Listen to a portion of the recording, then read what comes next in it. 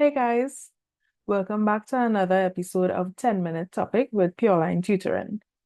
Today, we're going to dive into CAPE Unit 1 syllabus and we're going to look at glucose. So we actually have one specific objective we need to cover today, which is to explain the relationship between the structure and function of glucose.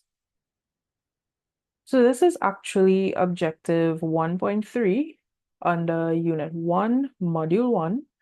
We are required to explain the relationship between the structure and function of glucose. And what we need to know, the exact information, is to know the exact molecular ring structure in full, meaning that we need to know how to draw this diagram, as well as to distinguish between the structures of alpha and beta glucose. I got this information from the most recent syllabus, so this is what we're actually using right now. And I hope you have your syllabus, but if you do not have it, as usual, a link will be placed below where you can go and download this syllabus directly from CXC's website. So before we start to talk about glucose, we're in organic chemistry territory. And once we're in this territory, we have to give mention to carbon. So carbon on our periodic table, it's element number 6. And with organic chemistry, this is basically the celebrity, as it forms the backbone for all organic elements. So every living organism has carbon. This is the main atom that all living things have. So carbon, if we look at it in its beautiful structure, we have 6 protons, we have 6 neutrons, and we also have 6 electrons. If we divide or split these electrons based on its position in its shells, we have 2 filling that very first shell, and then on the outer shell, we have 4. To fill this or to stabilize this outer shell, we need 8 electrons. That means if we have 4, then 8 minus 4, we have a valency of 4 electrons in the outermost shell. So this makes carbon very unique in the sense that we can form 4 single bonds, we can form 2 double bonds, or we can form, in some rare cases, we have 1 triple bond, and of course, we'll have 1 double bond with this triple bond to fulfill the requirements of having a stable outer shell. So this element here, or this chemical structure, we're supposed to know this like the back of our hand, because we have been looking at this since Form 1, right? Form 1 straight to Form 4. This is glucose. So just like our with organic chemistry, we have to give mention to carbon when we're talking about the formation of polysaccharides, or these lengthy chains or units. We have to speak about glucose, because glucose is the main or the most important monomer, as it forms that units, or it's the main unit to form a lot of common polysaccharides that is necessary for life to continue as it is in all living organisms. It is also that key monosaccharide that is necessary as a source of energy for most organisms. And once again, it's one of the main units that we need or require for the building of polymers. So glucose, it has 6 carbons. Therefore, it is a hexose sugar. All hexose sugars can exist in 2 forms. It can either exist in its ring structure, which is the most stable, or it can be found in its linear structure.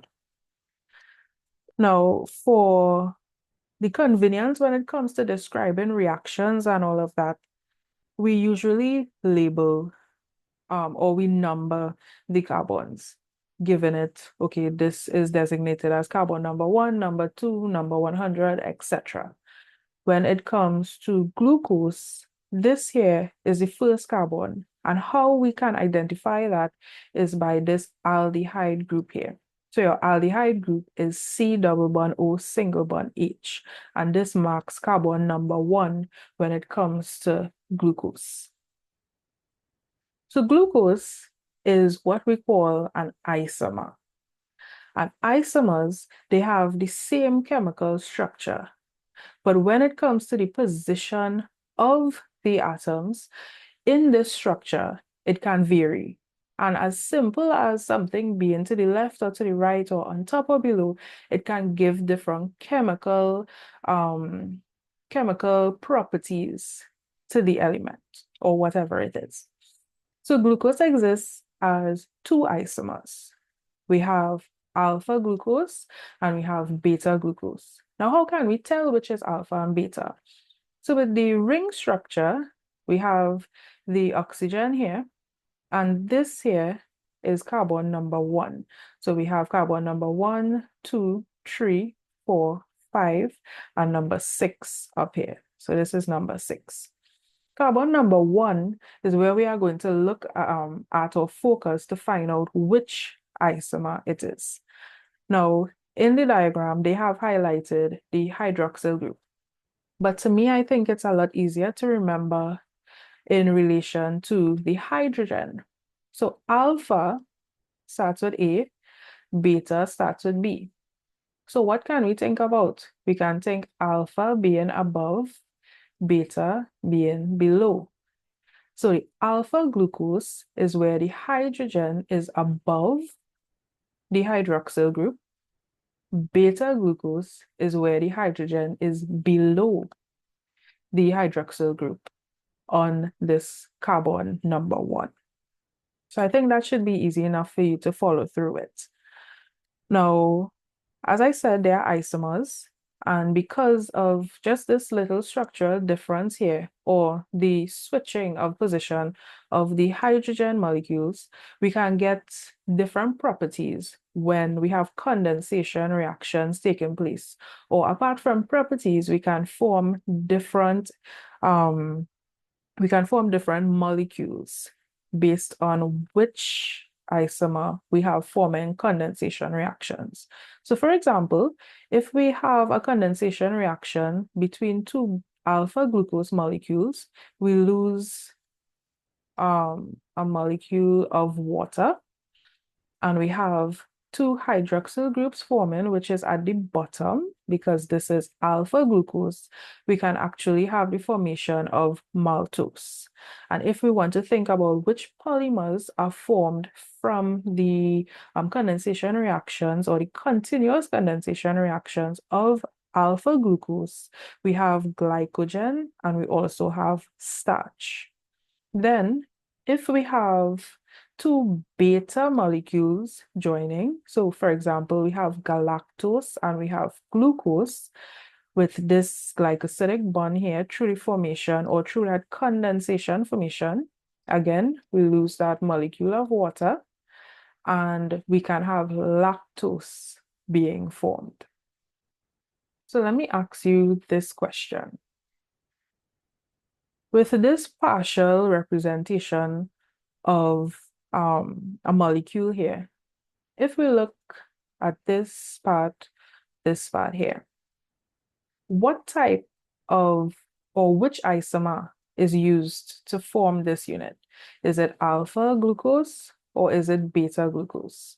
The next thing we want to look at, this is 1, 2, 3, 4, and this is carbon number 1.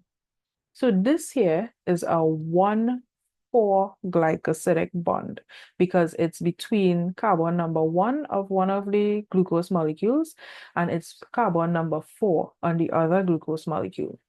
Now this bond here is carbon number 1 and 1, 2, 3, 4, 5, and 6. So this one here is a 1,6 glycosidic bond. So the two questions, the first one being, which type of isomer is this? Is it alpha glucose or beta glucose? And the second question is, looking at this partial representation of whatever molecule this is, can you tell which molecule it is? Let me know down below in the comment section. So that brings us to the end of this episode of 10-Minute Topic with Pure Line Tutoring. Thank you for staying to the end. I hope the information was beneficial. Remember, you can leave a comment letting me know what topic you would like to see discussed in our next episodes or next upcoming episodes. And happy studying. Bye.